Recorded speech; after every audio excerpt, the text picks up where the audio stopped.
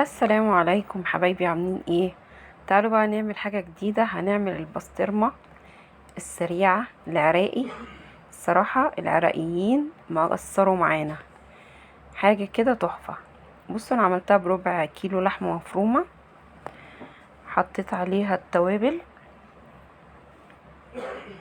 دي: حلبة مطحونة، فلفل اسود، توم باودر، بهارات لحمة 7 بهارات، وشوية كمون صغيرين حطيتهم عليها.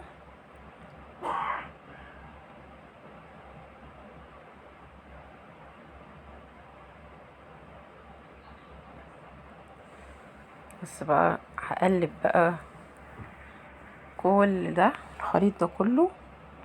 جميلة جميلة جميلة، عملتها طعمها كان تحفة يا بنات، لازم تجربوها كمان عشان المدارس داخلة. حطيت معلقة هريسة، اللي بيحب الشطة، اللي مبيحبش بلاش. الصراحة مديها طعم حلو، والملح اساسي. وقلبتها كويس جدا، قعدت اقلبها كويس جدا. بعد كده بقى ايه، هقسمها كذا قطعة عشان نحطها بقى في الكيس ونفردها مع بعض. تنفع بقى في الحشوات: بيتزا، فطير مثلا، بيض مقلي الصبح. جميلة جميلة الصراحة. سندوتشات بقى للأطفال كده في المدرسة تبقى جميلة. بصوا، هنفردها رفيعة جدا، لازم تبقى رفيعة قوي. قعدت افرد فيها لحد ما بقت رفيعة جدا خالص، سمكها رفيع خالص. بصوا،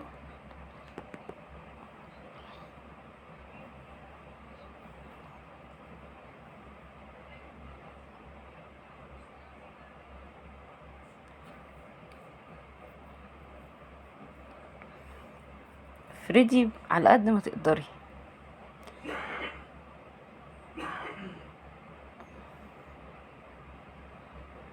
من الاخر.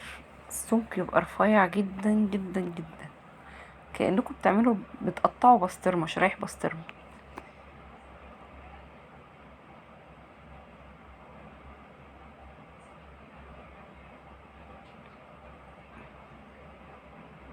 صرفنتوها خالص ازاي.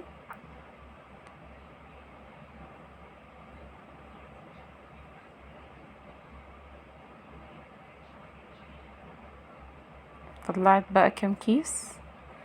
الربع كيلو عمل معايا 3 اكياس، يعني النص هيعمل معاكم مثلا، هيفرد معاكم 6 اكياس حلوين جدا.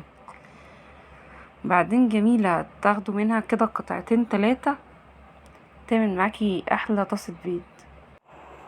دخلتها بقى يا بنات الفريزر اهي. بصوا، انا ملحقتش تقعد معايا عشان كنت بعمل بيتزا، فقعدتها شويه صغيرين.